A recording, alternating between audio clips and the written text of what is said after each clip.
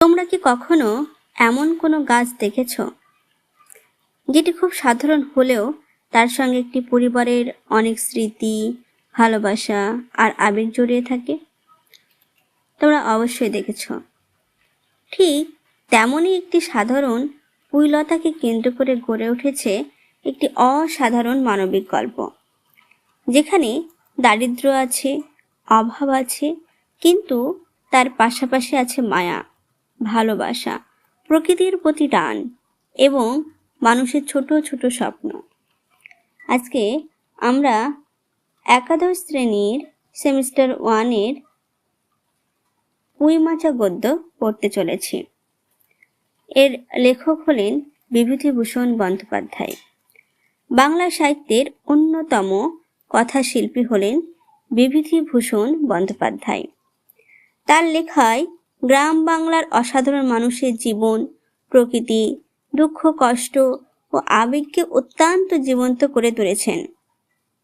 আমরা এই গল্পেও দেখতে পাব এক দরিদ্র পরিবারের জীবন সংগ্রাম এবং একটি সামান্য পুঁইমাচাকে ঘিরে তৈরি হওয়া নানা অনুভূতির চিত্র। এবার আমরা এই বিভূতিভূষণ বন্দ্যোপাধ্যায়ের একটু সম্পর্কে জেনে নিই। তিনি জন্মগ্রহণ করেন 12 সেপ্টেম্বর 1894 খ্রিস্টাব্দে এবং মৃত্যুবরণ করেন 1 নভেম্বর 1950 খ্রিস্টাব্দে। বিভূতিভূষণ পশ্চিমবঙ্গের উত্তর 24 পরগনা জেলার কাঁচরাপাড়ার নিকটবর্তী ঘোষপাড়া বা মুরাতিপুর গ্রামে নিজ মামার বাড়িতে জন্মগ্রহণ করেন। তিনি মূলত উপন্যাস ও ছোট গল্প লিখে খ্যাতি অর্জন করেন। পথের পাঁচালী, অপরাজিতা তার সবচেয়ে বেশি পরিচিত উপন্যাস। এছাড়া উপন্যাস হলো আরণ্যক, চাঁদের পাহাড়, আদর্শ হিন্দু হোটেল, ইছামতি, অশনি সংকেত বিশেষভাবে উল্লেখযোগ্য। তিনি উপন্যাস লেখার পাশাপাশি প্রায় 20টি গল্পগ্রন্থ লেখেন এবং কয়েকটি কিশোর পাঠ্য উপন্যাস ও ভ্রমণ কাহিনী এবং দিনলিপিও রচনা করেন। বিভূতিভূষণের যে পথের পাঁচালী উপন্যাসটি অবলম্বনে সত্যজিৎ রায় পরিচালিত চলচ্চিত্রটি আন্তর্জাতিক খ্যাতি সম্মান লাভ করেন। তিনি 1951 সালে ইছামতি উপন্যাসের জন্য বিভূতিভূষণ পশ্চিমবঙ্গের সর্বোচ্চ সাহিত্য পুরস্কার রবীন্দ্র পুরস্কার মরণোত্তর লাভ করেন। আর আজকের আলোচ্য বিষয় পুঁইমাচা। সেই পুঁইমাচা গল্পটি তার মেঘমল্লার গল্পগ্রন্থ থেকে নেওয়া হয়েছে। এবার আমরা গল্পটি শুরু করছি। সয়হরি চাটুর্যে উঠানে পা দিয়াই স্ত্রীকে বলিলেন, একটা বড় বাটি কি ঘটি যা হয় কিছু দাও তো, তারক্ষর গাছ কেটেছে, একটু ভালো রস আনি। স্ত্রী অন্নপূর্ণা ঘরের রান্নাঘরের দাওয়ায় বসিয়া শীতকালে সকাল বেলা নারিকেল তেলের বোতলে ঝাঁটার কাঠি পুড়িয়া 2 আঙুলের সাহায্যে ঝাঁটার কাঠি লগ্ন জমানো তেলটুকু সংগ্রহ করিয়া চুলে মাখাইতেছিলেন। স্বামীকে দেখিয়া তাড়াতাড়ি গায়ের কাপড় একটু টানিয়া দিলেন মাত্র, কিন্তু বাটি কি ঘটি বাহির করিয়া দেবার জন্য বিন্দু মাত্র আগ্রহ তো দেখালেনই না, এমনকি বিশেষ কোনো কথা বলিলেন না। সয়হরি অগ্রবর্তী হইয়া বলিলেন, কি হয়েছে, বসে রইলে যে, দাও না একটা ঘটি। আহ, খেন্তি টেন্তি সব কোথায় গেল এরা, তুমি তেল মেখে বুঝি ছোবে না? অন্নপূর্ণা তেলের বোতলটি সরাইয়া স্বামীর দিকে খানিকক্ষণ চাহিয়া রইলেন। পরে অত্যন্ত শান্ত সুরে জিজ্ঞাসা করিলেন, তুমি মনে মনে কি ঠাউরিয়েছ বলতে পারো? স্ত্রীর অতিরিক্ত রকমের শান্ত সুরে সয়হরি মনে ভীতির সঞ্চার হইল। ইহা যে ঝড়ের অব্যাহিত পূর্বের আকাশের স্থির ভাব মাত্র। তাহা বুঝিয়া তিনি মরিয়া হইয়া ঝড়ের প্রতীক্ষায় রহিলেন। একটু আমতা আমতা করিয়া কহিলেন, কেন, কি আবার কি? অন্নপূর্ণা পূর্বাপেক্ষাও শান্ত সুরে বললেন, দেখো, রঙ্গ করো না বলছি, ন্যাকামি করতে হয় অন্য সময় করো। তুমি কিছু জানো না, কি খোঁজ রাখো না? এত বড় মেয়ে যার ঘরে সে মাছ ধরে আর রস খেয়ে দিন কাটায়, কি করে তা বলতে পারো? গায়ে কি গুজব উঠেছে জানো? সয়হরি আশ্চর্য হয়ে জিজ্ঞাসা করলেন, কেন, কি গুজব? কি গুজব জিজ্ঞাসা করো গিয়ে চৌধুরীদের বাড়ি। কেবল বাঘ দিয়ে দুলে পাড়ায় ঘুরে ঘুরে জন্ম কাটালেই ভদ্রলোকের গায়ে বাস করা যায় না, সমাজে থাকতে হলে সেই রকম মেনে চলতে হয়। সয়হরি বিস্মিত হইয়া কি বলিতে যাইতেছিলেন। অন্নপূর্ণা পূর্বাবৎ সুরেই পুনর্বার বলে উঠিলেন, এক ঘরে করবে গো, তোমাকে এক ঘরে করবে বলে কাল চৌধুরীদের চণ্ডীমণ্ডপে এসব কথা হয়েছে। আমাদের হাতে ছোঁয়া জল আর কেউ খাবে না, আশীর্বাদ হয়ে মেয়ের বিয়ে হলো না, ওনাকে উৎসুগ্গ করা মেয়ে। গায়ের কোনো কাজে তোমাকে আর কেউ বলবে না, যাও ভালোই হয়েছে তোমার, এখন গিয়ে দুলে বাড়ি বাগদি বাড়ি উঠে বসে দিন কাটাও। সয়হরি তাচ্ছিল্যের ভাব প্রকাশ করে বলিলেন, এই আমি বলি না জানি কি ব্যাপার, এক ঘরে সবাই এক ঘরে করেছেন, এবার বাকি আছে কালীময় ঠাকুর। ও, অন্নপূর্ণা তেলে বেগুনে জ্বলে উঠিলেন, কেন তোমাকে এক ঘরে করতে বেশি কিছু লাগে নাকি? তুমি কি সমাজের মাথা, না একজন মাতব্বর লোক? চাল নেই চুলো নেই, এক করার মুরদ নেই, চৌধুরীরা তোমায় এক ঘরে করবে তা আর এমন কঠিন কথা কি? আর সত্যিই তো। এদিকে ধারি মেয়ে হয়ে উঠল। হঠাৎ সন্নামিয়া বলিলেন, হলো যে 15 বছরের, বাইরে কমিয়ে বলে বেড়ালে কি হবে, লোকের চোখ নেই? পুনরায় গলা উঠে বলেন, না বিয়ে দেবার গা না কিছু, আমি কি যাব পাত্র ঠিক করতে? শ্বশুরে যতক্ষণ স্ত্রীর সম্মুখে বর্তমান থাকিবেন, স্ত্রীর করার সুর ততক্ষণ কমিবার কোনো সম্ভাবনা নাই বুঝিয়া সয়হরি দাওয়া হইতে তাড়াতাড়ি একটি কাঁসার বাটি উঠাইয়া লইয়া খিড়কি দুয়ার লক্ষ্য করে যাত্রা করিলেন। কিন্তু খিড়কি দুয়ারে একটু এদিকে কি দেখিয়া হঠাৎ থামিয়ে গেলেন এবং আনন্দপূর্ব স্বরে বলে উঠিলেন, এসব কি রে খেন্তিমা, এসব কোথা থেকে আনলি? ও, এই যে 14-15 বছরের একটি মেয়ে আর দুটি ছোট ছোট মেয়ে পিছনে লইয়া বাড়ি ঢুকিল। তার হাতে এক বোঝা পুঁইশাক, ডাটাগুলি মোটা ও হলদে। হলদে চেহারা দেখিয়া মনে হয় কাহারা পাকা পুঁই গাছ উপড়াইয়া ফেরিয়া উঠানি জঙ্গলে তুলিয়া দিতেছিল। মেয়েটি তাহাদের উঠানি জঙ্গল প্রাণপণে তুলিয়া আনিয়াছে। ছোট মেয়ে দুটির মধ্যে একজনের হাত খালি, অপরটির হাতে গোটা 2-3 পাকা পুঁই পাতা জড়ানো কোনো দ্রব্য। বড় মেয়েটি খুব লম্বা, গোল গাল চেহারা, মাথায় চুলগুলো কৃষ্ণ এবং অগোছালো বাতাসে উড়িতেছে। মুখখানা খুব বড়, চোখ দুটো ডাগর ডাগর ও শান্ত। সরু সরু কাচের চুড়িগুলো 2 পয়সা ডজন একটি সেফটি পিন দিয়ে একত্র করিয়া আটকানো। পিনটির বয়স খুঁজিতে চাইলে প্রাগৈতিহাসিক যুগে গিয়া পড়িতে হয়। এই বড় মেয়েটির নাম বোধ হয় খেন্তি, কারণ সে তাড়াতাড়ি পিছন ফিরিয়া তার পশ্চাৎবর্তিনী হাত হইতে পুঁই পাতা জড়ানো দ্রব্যটি লইয়া মেলিয়া ধরিয়া বলিল, চিংড়ি মাছ বাবা, গয়াবুড়ির কাছ থেকে রাস্তায় নিলাম, দিতে চাই না, বলে তোমার বাবার কাছে আর দিনকার ধরুন 2 পয়সা বাকি আছে। আমি বললাম, দাও গা পিসি, আমার বাবা কি তোমার 2 পয়সা নিয়ে পালিয়ে যাবে? আর এই পুঁই শাকগুলো ঘাটের ধারে রায় কাকা দিয়ে বললে, নিয়ে যা, কেমন মোটা মোটা। অন্নপূর্ণা দেওয়া হইতে অত্যন্ত ঝাঁজের সহিত চিৎকার করে উঠিলেন, নিয়ে যা, আহা কি অমৃতই তোমাকে তারা দিয়েছে, পাকা পুঁইডাটা কাঠ হয়ে গিয়েছে, 2 দিন পরে ফেলে দিত, নিয়ে যা। আর উনি তাহাদের আগাছা উঠিয়ে নিয়ে এসেছেন, ভালোই হয়েছে, তাদের আর নিজেদের কষ্ট করে কাটতে হলো না। যত পাথুরে বোকা সব মরতে আসে আমার ঘাড়ে, ধাড়ি মেয়ে, বলে দিয়েছি না, তোমার বাড়ির বাইরে কোথাও পা দিও না। লজ্জা করে না এপাড়া সেপাড়া করে বেড়াতে? বিয়ে হলে যে 4 ছেলের মা হতে, খাওয়ার নামে আর জ্ঞান থাকে না। কোথায় শাক, কোথায় বেগুন, আর একজন বেড়াচ্ছে কোথায় রস, কোথায় ছাই, কোথায় পাশ, ফেল বলছে ওসব ফেল আগে। মেয়েটি শান্ত অথচ ভয় মিশ্রিত দৃষ্টিতে মার দিকে চাইয়া হাতের বাঁধন আলগা করিয়া দিল। পুঁইশাকের বোঝা মাটিতে পড়িয়া গেল। অন্নপূর্ণা বকিয়া চলিলেন, যাতরাধি ও আপদগুলো টেনে খিড়কির পুকুরের ধারে ফেলে দিয়ে আইতো, ফের যদি বাড়ির বার হতে দেখেছি তবে ঠ্যাং খোঁড়া না করিত। বোঝা মাটিতে পড়িয়া গিয়াছিল। ছোট মেয়েটি কলের পুতুলের মতো সেগুলো তুলিয়া লইয়া খিড়কির অভিমুখে চলিল। কিন্তু ছোট মেয়ে অত বড় বোঝা আঁকড়াইতে পারিল না। অনেকগুলি ডাটা এদিকে ওদিকে ঝুলিতে ঝুলিতে চলিল। সয়হরির ছেলেমেয়েরা তাহাদের মাকে অত্যন্ত ভয় করিত। সয়হরি আমতা আমতা করে বলিতে গেলেন, তাই এনেছে ছেলে মানুষ খাবে বলে, তুমি আবার। বরং পুঁইশাকের বোঝা লইয়া যাইতে যাইতে ছোট মেয়েটি ফিরিয়া দাঁড়াইয়া মার মুখের দিকে চাহিল। অন্নপূর্ণা তাহার দিকে চাহিয়া বলিলেন, না না, নিয়ে যা, খেতে হবে না, মেয়ে মানুষের আবার অত নোলা কিসের? এক পাড়া থেকে আর এক পাড়ায় নিয়ে আসবে 2 পাকা পুঁইশাক ভিক্ষে করে, যা যা তুই যা, দূর করে বনে দিয়াই। সয়হরি বড় মেয়ের মুখের দিকে চাহিয়া দেখিলেন তাহার চোখ দুটা জলে ভরিয়া আসিয়াছে। তার মনে বড় কষ্ট হইল, কিন্তু মেয়ের যত সাথেরই জিনিস হোক, পুঁইশাকের পক্ষাবলম্বন করিয়া দুপুরবেলা স্ত্রীকে চটাইতে তিনি আদৌ সাহসী হইলেন না। নিঃশব্দে খিড়কির দৌড় দিয়া বাহির হইয়া গেলেন। বসিয়া রাধিতে রাধিতে বড় মেয়ের মুখের কাতর দৃষ্টি স্মরণ করিবার সঙ্গে সঙ্গে অন্নপূর্ণার মনে পড়িল গত অরন্ধনের পূর্বদিন বাড়িতে পুঁইশাক রান্নার সময় খেনতে আবদার করিয়া বলিয়াছিল, মা, অর্ধেকগুলো কিন্তু একা আমার, অর্ধেক সব মিলে তোমাদের। বাড়িতে কেউ ছিল না, তিনি নিজে গিয়ে উঠানের ও খিড়কির তোরের আশেপাশে যে ডাটা পড়িয়াছিল সেগুলো কুড়িয়া লইয়া আসিলেন। বাকিগুলো কুড়ানো যায় না, ডোবার ধারে ছাই গাদায় ফেলিয়া দিয়াছে। কুচো চিংড়ি দিয়া এইরূপে চুপি চুপি পুঁই শাকের তরকারি রাঁধিলেন। দুপুরবেলা খেন্তি পাতে পুঁই শাকের চচ্চড়ি দেখিয়া বিস্ময় ও আনন্দপূর্ণ ডাগর চোখে মায়ের দিকে ভয়ে ভয়ে চাহিল। দুই একবার এদিক ওদিক ঘুরিয়া আসিতে অন্নপূর্ণা দেখিলেন উক্ত পুঁই শাকের এক টুকরো তার পাতে পড়িয়া নাই। পুঁই শাকের উপর তার এই মেয়েটির কিরূপ লোভ তাহা তিনি জানিতেন। জিজ্ঞাসা করিলেন, কিরে খেন্তি, আর একটু চচ্চড়ি দিই? খেন্তি তৎক্ষণাৎ ঘাড় নাড়িয়া এই আনন্দজনক প্রস্তাব সমর্থন করিলেন। কি ভাবিয়া অন্নপূর্ণার চোখে জল আসিল।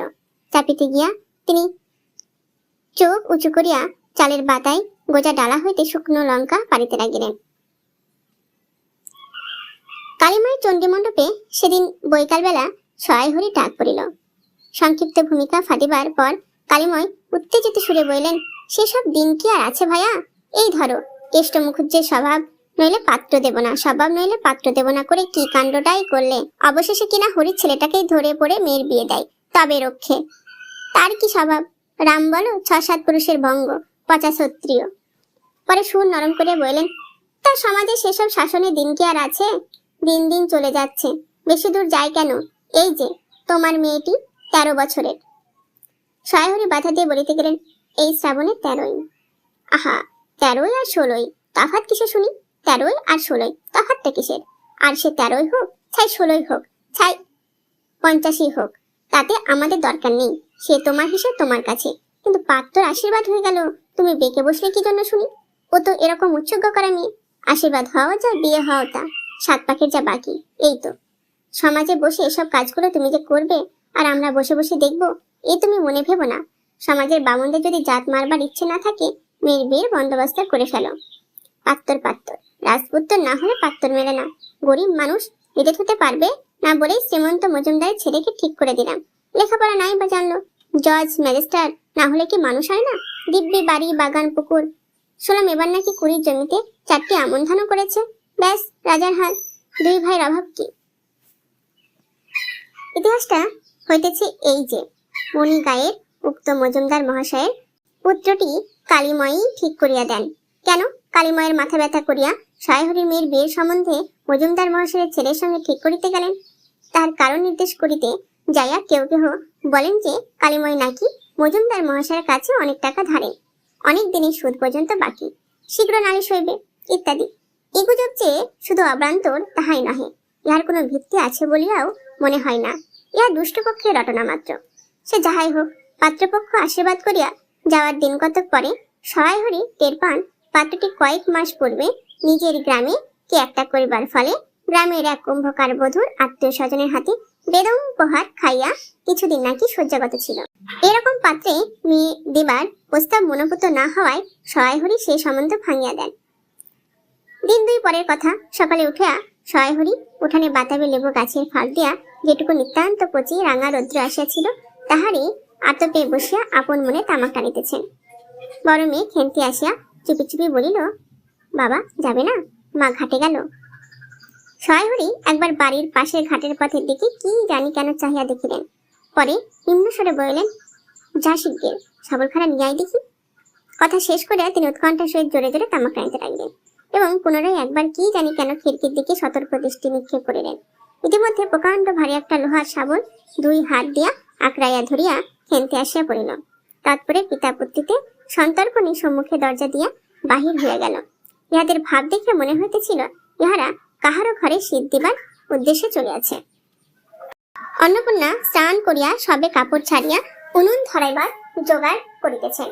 মুখুজ্জে বাড়ি ছোট খুকি দুর্গা আসিয়া বলিল, খুড়িমা। মা বলে দিলে, খুড়িমাকে গিয়ে বল, মা ছোবে না, তুমি আমাদের নবান্নটা মেখে আর ইঁদুর ঘটগুলো বার করে দিয়ে আসবে। মুখুজ্জে বাড়ি ওপাড়ায় যাইবার পথের বা ধারে এক জায়গায় শ্যাওড়া, বনভার, রাংচিতা, বনচালতা গাছের ঘন বন শীতের সকালে এক প্রকার লতা পাতার ঘন গন্ধ বন হইতে বাহির হইতেছিল। একটা লেজ ছোড়া হলদে পাখি আমরা গাছের এডাল হইতে ওডালে যাইতেছে। দুর্গা আঙুল দিয়া দেখাইয়া বলিল, খুড়িমা, খুড়িমা, ওই যে কেমন পাখিটা। পাখি দেখিতে গিয়া অন্নপূর্ণা কিন্তু আরেকটি জিনিস লক্ষ্য করিলেন। ঘন বনটার মধ্যে কোথায় এতক্ষণ খুব খুব করিয়া আওয়াজ হইতেছিল, কে যেন কি খুঁড়িতেছে। দুর্গার কথার পরে হঠাৎ সেটা বন্ধ হইয়া গেল। অন্নপূর্ণা সেখানে খানিকক্ষণ থমকিয়া দাঁড়াইলেন, পরে চলিতে আরম্ভ করিলেন। তাহার খানিক দূর যাইতেই বনের মধ্যে পুনরায় খুব খুব শব্দ আরম্ভ হইল। কাজ করিয়া ফিরিতে অন্নপূর্ণার কিছু বিলম্ব হইল।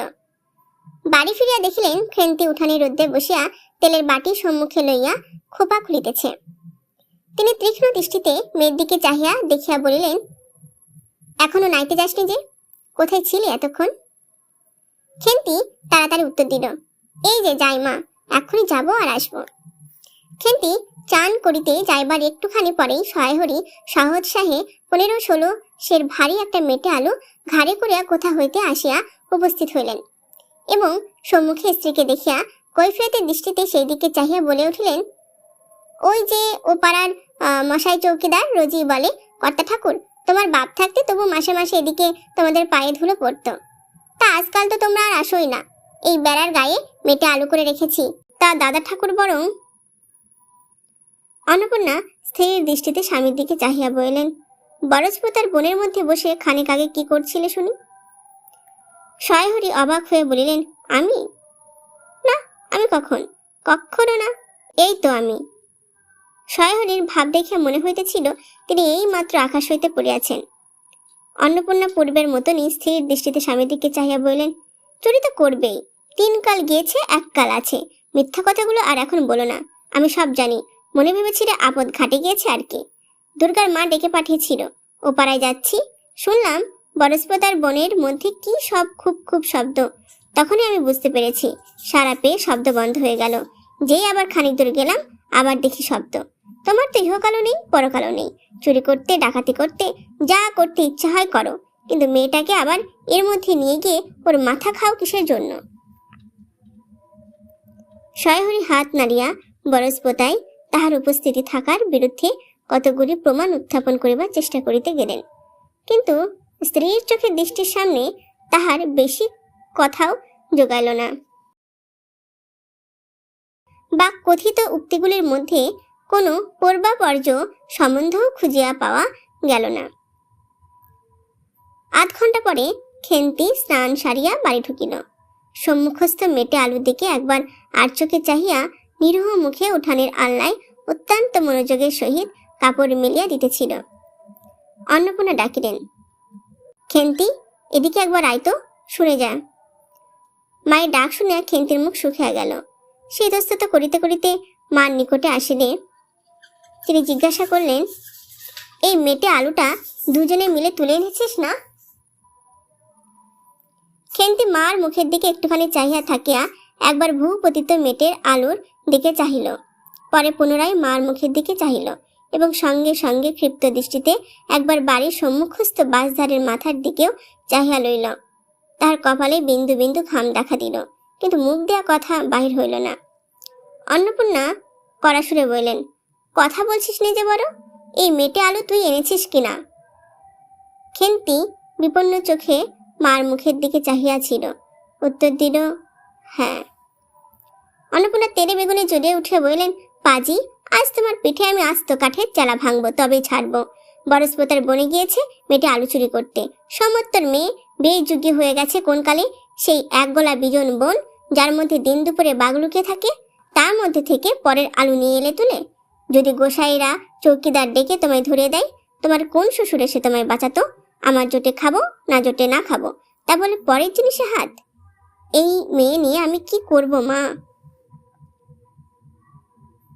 2-3 দিন পরে একদিন বৈকালে ধুলা মাটি মাখা হাতে খেন্তি মাকে আসিয়া বইল, মা মা দেখবে এসো।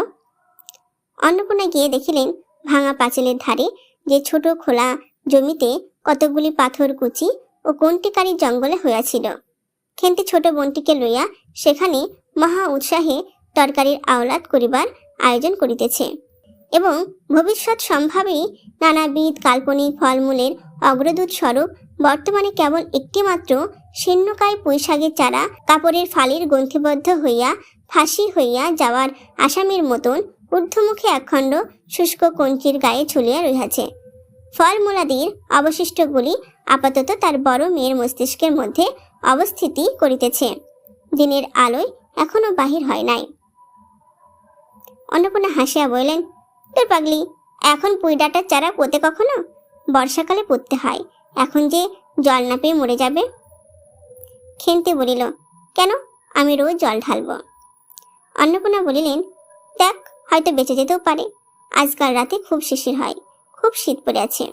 সকালে উঠিয়া সয়হরি দেখিলেন তাহার দুই ছোট মেয়ে দোলার গায়ে বাঁধিয়া রোদ উঠিবার প্রত্যাশায় উঠানের কাঁঠাল তলায় দাঁড়িয়ে আছে। একটা ভাঙা ঝুড়ি করিয়া খেন্তি শীতে কাঁপিতে কাঁপিতে মুখুজ্জে বাড়ি হইতে গোবর করিয়া আনিল। সয়হরি বলিলেন, হ্যাঁ মা খেন্তি, তা সকালে উঠে জামাটা গায়ে দিতে তোর কি হয়? দেখ দেখি, এই শীত। আচ্ছা দিচ্ছি বাবা। কই শীত তেমন তো। হ্যাঁ দেখ মা, এক্ষুনি দে, অসুখ বিসুখ 5 রকম হতে পারে, বুঝলি নে। সয়হরি বাহির হইয়া গেলেন। ভাবিতে ভাবিতে গেলেন, তিনি কি অনেকদিন মেয়ের মুখে ভালো করিয়া চাহেন নাই? খেন্তির মুখ এমন সুশ্রী হইয়া উঠিয়াছে, জামার ইতিহাস নিম্নলিখিত রূপ। বহু বৎসর অতীত হইল। হরিপুরের রাসের মেলা হইতে সয়হরি কালো সার্জের এই 2.5 টাকা মূল্যের জামাটি ক্রয় করে আনেন। ছিঁড়িয়া যাইবার পর তাহাতে কতবার রিপু ইত্যাদি করা হইয়াছিল। সম্প্রতি গত বছর হইতে খেন্তির স্বাস্থ্যোন্নতি হইয়ার দরুন জামাটি তাহার গায়ে হয় না। সংসারে এসব খোঁজ সয়হরি রাখিতেন না। জামার বর্তমান অবস্থা অন্নপূর্ণার জানাও ছিল না। খেন্তি নিজস্ব ভাঙা টিনের তরঙ্গের মধ্যে উহা থাকিত। পৌষ সংক্রান্তি সন্ধ্যাবেলা অন্নপূর্ণা একটি কাশিতে চালের গুঁড়া, ময়দা ও গুড় দিয়া চটকাইতেছিলেন।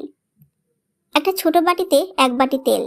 খেন্তি কুড়নির নিচে একটা কলার পাত পারিয়া 1 থালা নারিকেল করিতেছে।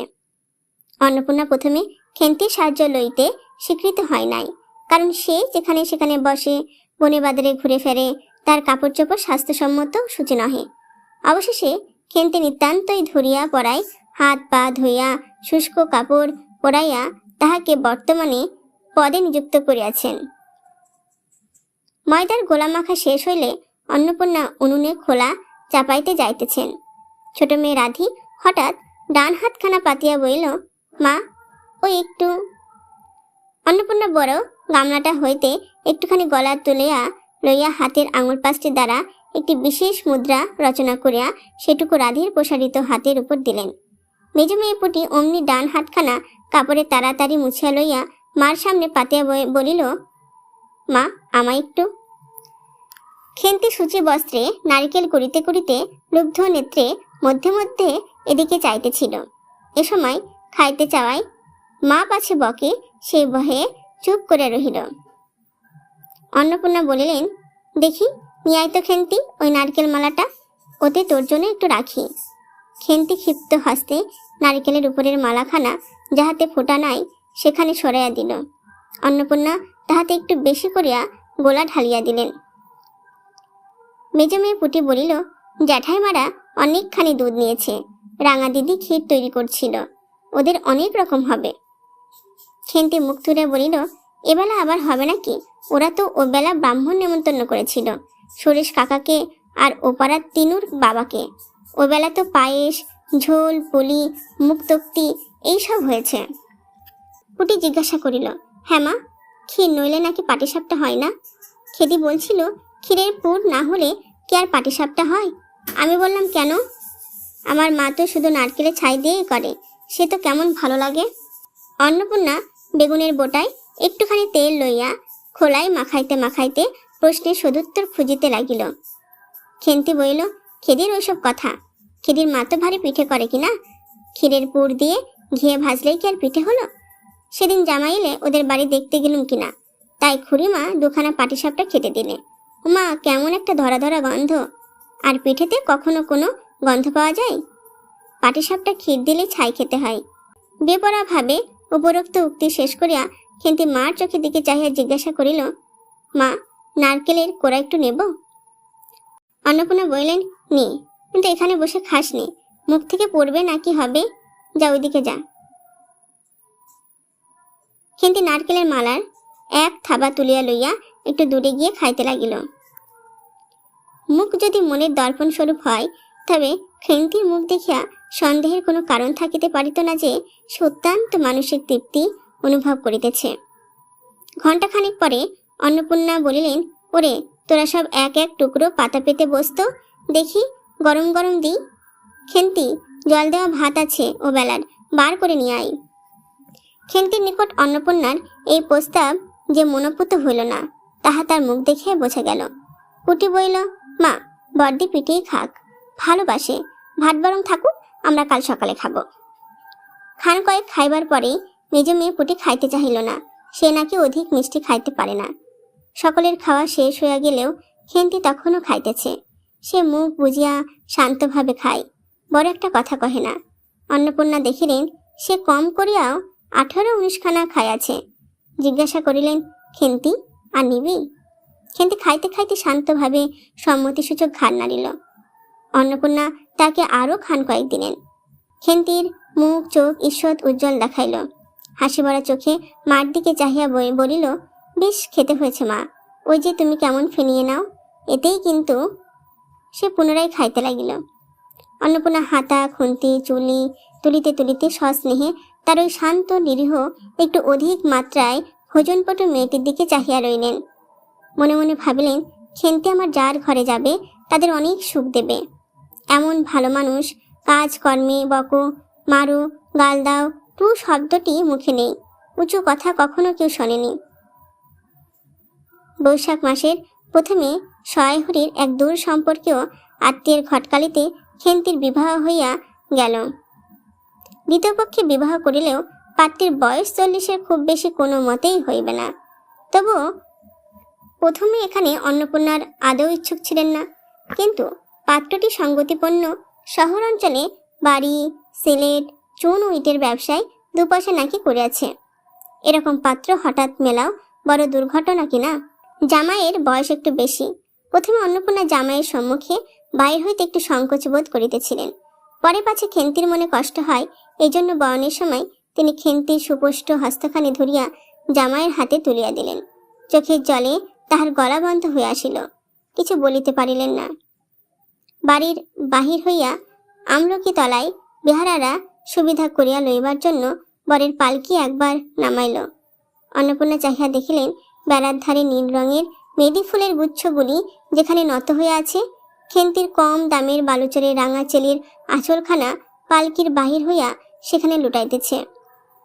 তার এই অত্যন্ত অগছল, নিতান্ত নিরীহ এবং একটু অধিক মাত্রায় ভোজনপটু মেয়েটির পরের ঘরে অপরিচিত মহলে পাঠাইতে তার বুক উদ্বেল হয়ে উঠিতেছিল। খেন্তিকে কি অপরে ঠিক বুঝিবে? যাইবার সময়ে খেন্তি চোখের জলে ভাসিতে ভাসিতে সান্ত্বনা সুরে বলিয়াছিল, মা আষাঢ় মাসে আমাকে এনো, বাবাকে পাঠিয়ে দিও, 2 মাস তো। ওপাড়ার ঠান্ডিদি বললেন, তোর বাবা তোর বাড়ি যাবে কেন রে, আগে নাতি হোক তবে তো। খেন্তির মুখ লজ্জায় রাঙা হয়ে উঠিল। জল ভরা ডাগর চোখের উপর একটুখানি লাজুক হাসির আভা মাখাইয়া সে একগৈমি সুরে বলিল, না যাবে না বই কি, দেখো তো কেমন না যান। ফাল্গুন চৈত্র মাসের বৈকাল বেলা উঠানের মাচায় রৌদ্রের দেওয়া আমসত্ত্ব তুলিতে তুলিতে অন্নপূর্ণার মন হু হু করিত। তার অনাচারী লোভী মেয়েটি আজ বাড়িতে নাই যে। কোথা হইতে বেড়াইয়া আসিয়া লজ্জাহীনতার মতন হাতখানি পাতিয়া মিনতির সুরে অমনি বলিবে, মা বলবে একটা কথা। ওই কোনটা ছিঁড়ে একটুখানি। 1 বছরের উপর হইয়া গিয়াছে। পুনরায় আষাঢ় মাস, বর্ষা বেশ নামিয়াছে। ঘরের দাওয়ায় বসিয়া সয়হরি প্রতিবেশী বিষ্ণু সরকারের সহিত কথা বলিতেছেন। সয়হরি তামাক সাজিতে সাজিতে বলিলেন, ও তুমি ধরে রাখো, ওরকম হবেই দাদা, আমাদের অবস্থার লোকের ওর চেয়ে ভালো কি আর জুটবে। বিষ্ণু সরকার তালপাতার চাটাইয়ের উপর উবু হয়ে বসিয়াছিলেন। দূর হইতে দেখিলে মনে হইবার কথা তিনি রুটি করবার জন্য ময়দা চটকাইতেছিলেন। গলা পরিষ্কার করে বললেন, না সব তো, আর তাছাড়া আমি যা দেব নগদই দেব। তোমার মেয়েটির হয়েছিল কি? সয়হরি হুকোটায় 5-6টি টান দিয়া কাশিতে কাশিতে বলেন, বসন্ত হয়েছিল শুনলাম। ব্যাপার কি দাঁড়ালো বুঝলে? মেয়ে তো কিছুতে পাঠাতেই চায় না। 250 আন্দাজ টাকা বাকি ছিল, বললে ও টাকা আগে দাও তবে মেয়ে নিয়ে যাও। একেবারে চামার। তারপর বললাম, টাকাটা ভাড়া ক্রমে ক্রমে দিচ্ছি, পুজোর তথ্য কম করেও 30টা টাকার কমে হবে না। ভেবে দেখলাম কিনা, মেয়ের নানা নিন্দে উঠালে, ছোট লোকের মেয়ের মতন চলে, হাতে ঘরের মতো খায়, আরো কত কি। পৌষ মাসে দেখতে গেলাম, মেয়েটাকে ফেলে থাকতে পারলাম না, বুঝলে। সায়রি হঠাৎ কথা বন্ধ করিয়া জোরে মিনিট কতক ধরিয়া হুকায় টান দিতে লাগিলেন। কিছুক্ষণ দুজনের কোনো কথা শোনা গেল না। অল্পক্ষণ পরে বিষ্ণু সরকার বলিলেন, তারপর? আমার স্ত্রী অত্যন্ত কান্নাকাটি করতে পৌষ মাসে দেখতে গেলাম মেয়েটার যে অবস্থা করেছে। শাশুড়িটা শুনে শুনে বলতে লাগলো, না জেনে শুনে ছোট লোকের সঙ্গে কুটুম্বিতা করলেই এরকম হয়, যেমনি মেয়ে তেমনি বাপ। পৌষ মাসের দিনে মেয়ে দেখতে এলেন শুধু হাতে। পরে বিষ্ণু সরকার দিকে চাহিয়া বললেন, বলে আমরা ছোট লোক কি বড় লোক তোমার তো সরকার খুঁড়ে জানতে বাকি নেই। বলি পরমেশ্বর চাটুর্যের নামে নীলকুচির আমলে এ অঞ্চলে বাঘিগরুতে এক ঘাটে জল খেয়েছে, আজই না হয় আমি প্রাচীন। আভিজাত্যে গৌরবে সয়হরি শুদ্ধ স্বরে হাহা করিয়া খানিক্ষণ শুষ্ক হাস্য করিলেন। বিষ্ণু সরকার সমর্থন সূচক একটা অস্পষ্ট শব্দ করিয়া বার কত ঘাড় নাড়িলেন। তারপর ফাল্গুন মাসেই তার বসন্ত হলো। এমন চামার বসন্ত গায়ে বেরুতেই ঢালাই আমার এক দূর সম্পর্কে বোন আছে, একবার কালীঘাটে পুজো দিতে এসে তার খোঁজ পেয়েছিল। তারাই ওখানে ফেলে রেখে গেল। আমায় না একটা সংবাদ না কিছু, তারা আমায় সংবাদ দেয়, তা আমি গিয়ে দেখতে পাইনি। না, এমনি চামার, গহনাগুলো অসুখ অবস্থায় গা থেকে খুলে নিয়ে তবে ঢালাই পাঠিয়ে দিয়েছে। যাক, তা চলো যাওয়া যাক, বেলা গেল। চার কি ঠিক করলে? পিঁপড়ের টোপে মুড়ির চার তো সুবিধা হবে না। তারপর কয়েক মাস কাটিয়ে গিয়েছে। আজ আবার পৌষ পার্বণের দিন। এবার পৌষ মাসের শেষাশেষি এত শীত পড়িয়াছে যে এরূপ শীত তাহারা কখনো জ্ঞানেও দেখেন নাই। সন্ধ্যার সময় রান্নাঘরের মধ্যে বসিয়া অন্নপূর্ণা সরু চাকলি পিঠের জন্য চালের গুঁড়ার গোলা তৈরি করিতেছেন। পুঠি ও রাধি উনুনের পাশে বসিয়া আগুন পোহাইতেছে। রাধি বলিতেছে, আর একটু জল দিতে হবে মা, এত ঘন করে ফেললে কেন?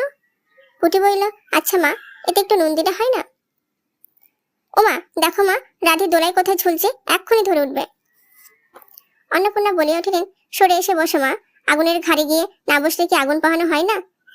এই দিকায় গোলা তৈরি হয়ে গেল। খোলা আগুনে চড়াইয়া অন্নপূর্ণা গোলা ঢালিয়া মুচি দিয়া চাপিয়া ধরিলেন। দেখিতে দেখিতে মিঠে আছে পিঠে টোপরের মতন ফুলে উঠিল। পুটি বলিল, মা দাও, প্রথম পিঠেখানা কানাচে সারা ষষ্ঠীকে ফেলে দিয়ে আসি। অন্নপূর্ণা বলিলেন, একা যাসনে, রাধিকে নিয়ে যা। খুব জ্যোৎস্না উঠিয়াছিল। বাড়ির পিছনে সারা গাছের ছোপের মাথায় তেলাকুচা লতার থলো থলো সাদা ফুলের মধ্যে জ্যোৎস্না আটকিয়া রহিয়াছে। পুঠি ও রাধি খিড়কি দৌড় খুলতে একটা শিয়াল শুকনো পাতায় খস খস করিতে করিতে ঘন ঝোপের মধ্যে ছুটিয়া পলাইল। পুটি পিঠেখানা জোর করিয়া ছুড়িয়া ঝোপের মাথায় ফেলিয়া দিল। তাহার পর চারিধারে নির্জন বাষ্পরে নিস্তব্ধতার ভয় পাইয়া ছেলে মানুষ পিছু হটিয়া আসিয়া খিড়কির দরজার মধ্যে ঢুকিয়া পড়িয়া তাড়াতাড়ি দ্বার বন্ধ করিয়া দিল। পুটি ও রাধি ফিরিয়া আসিলে অন্নপূর্ণা জিজ্ঞাসা করিলেন, দিলি? পুটি বলিল, হ্যাঁ মা, তুমি 8 বছর যেখান থেকে নেবুর চারা তুলে এনেছিলে সেখানে ফেলে দিলাম। তারপর সে রাত্রে অনেকক্ষণ কাটিয়া গেল। পিঠে গড়া প্রায় শেষ হয়ে আসিয়াছে। রাতও তখন খুব বেশি।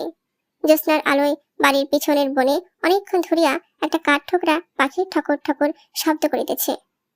তাহার স্বরটাও যেন ক্রমে তন্দালু হয়ে পড়িতেছে। দুই বোনের খাইবার জন্য কলার পাতা চিরিতে চিরিতে পুটি অন্যমনস্ক ভাবে হঠাৎ বলিয়া উঠিল, দিদি বড় ভালোবাসত। তিনজনেই খানিকক্ষণ নির্বাক হইয়া বসিয়া রহিল। তাহার পরে তাহাদের তিনজনেরই দৃষ্টি কেমন করিয়া আপনা আপনি উঠানের এক কোণে আবদ্ধ হইয়া পড়িল। সেখানে বাড়ির সেই লোভী মেয়েটির লোভের স্মৃতি পাতায় পাতায় শিরায় শিরায় জড়াইয়া তার কত স্বাদের নিজের হাতে পোতা পুঁই গাছটি মাচা জুড়িয়া বাড়িয়া উঠিয়াছে। বর্ষার জল ও কার্তিক মাসের শিশির লইয়া কচি কচি সবুজ ডগাগুলি মাচাতে সব ধরে নাই, মাচা হইতে বাহির হইয়া দুলিতেছে। সুপুষ্ট নধর প্রবর্ধমান জীবনের লাবণ্যে ভরপুর। তোমাদের গল্পটিকে ভালো লাগলে চ্যানেলটিকে সাবস্ক্রাইব করবে এবং ডেসক্রিপশনে টেলিগ্রামের লিংক দেওয়া থাকলো, সেখানে জয়েন হয়ে যাবে। সেখানে এই গল্প থেকে কিছু প্রশ্ন উত্তর দেওয়া থাকবে, তোমরা সেখানে পোল করতে পারবে এবং ভুল হলেও সেটা তোমরা সঠিক করে নিতে পারবে। আর যদি তোমাদের ভালো করে গল্পটা শোনো তাহলে সেই গল্পগুলি তোমরা নিজে থেকেই প্রশ্ন উত্তর দিতে পারবে। আর ভালো লাগলে চ্যানেলটিকে সাবস্ক্রাইব করো এবং টেলিগ্রাম গ্রুপে জয়েন হয়ে যাও।